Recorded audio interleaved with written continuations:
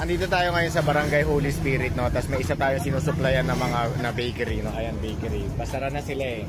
Si Ate Brenda. Ate Brenda, kaway ka. Ayan. Tapos nagbebenta siya ng honey. Ayan. Ng honey.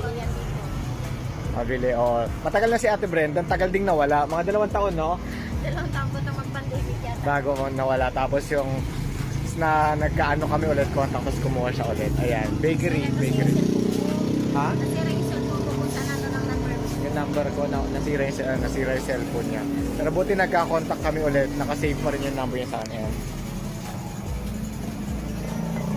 Barangay Holy Spirit. Andito tayo ngayon sa Barangay Holy Spirit, no? Tapos may isa tayo sinusuplayan ng mga na bakery, no? Ayan, bakery. Pasara na sila eh. Si Ate Brenda. Ate Brenda, kaway ka. Ayan. Tapos nagbebenta siya ng honey. Ayan. Ng honey. Mabili, oh.